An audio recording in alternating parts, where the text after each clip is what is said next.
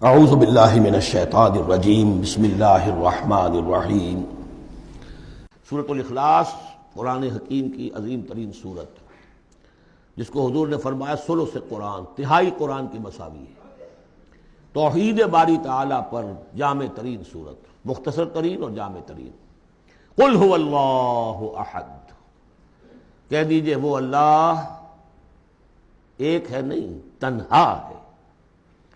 ایک کے لیے لفظ واحد ہے، واحد سے تو اثنان ثلاثہ شروع ہو جاتی ہے، اکیلا، the most unique person.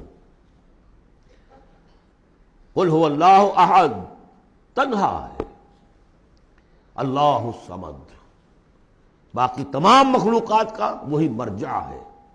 Samad کہتے ہیں بڑی چٹان کو، جس کا سہارا لیتے تھے لڑنے کے وقت، کہ پیچھے چٹان اچھی ہو تاکہ پیچھے سے دشمن جو ہے حملہ نہ کر سکے۔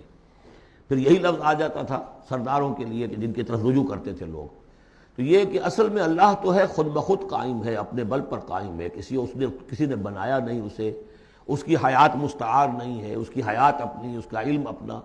باقی جو بھی کائنات کے اندر مخلوقات ہیں وہ سب اس کی بدولت ہے۔ لا یحیطون بشیء من علمہ الا بما شاء، ان کا وجود بھی اللہ کا عطا کردہ، انہیں حیات بھی مستعار ہے، مانگی ہوئی ہے۔ عمر دراز مانگ کے لائے تھے 4 دن، اور وہ مانگی ہوئی زندگی ہے، جب چاہے گا لے لے گا ہم سے، ہماری زندگی اپنی تو نہیں ہے۔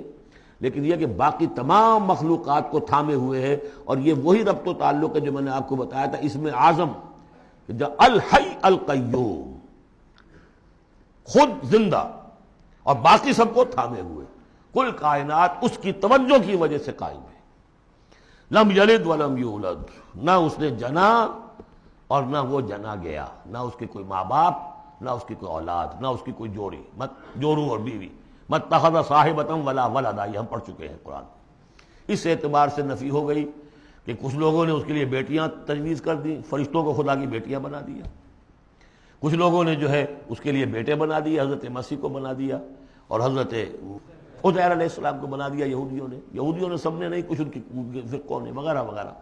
لیکن یہ کہ اس کا معاملہ یونیک ہے، نہ اس نے کسی کو جنا، نہ وہ کسی سے جنا گیا۔ وَلَمْ يَكُنْ لَهُ كُفُوًا أَحَدٌ، اور نہیں ہے اس کا کوئی بھی، اب کفو جو کہتے ہیں برابری کا، کسی حیثیت سے اس کے برابر، کفو، ہم پلہ، ضد، ند، مثل، مثال، مثیل، کوئی نہیں، کوئی اس کا ہم پلہ نہیں ہے، کوئی اس کا ہم رتبہ نہیں ہے، کوئی اس کا کفو نہیں ہے۔ صدق اللہ العظیم۔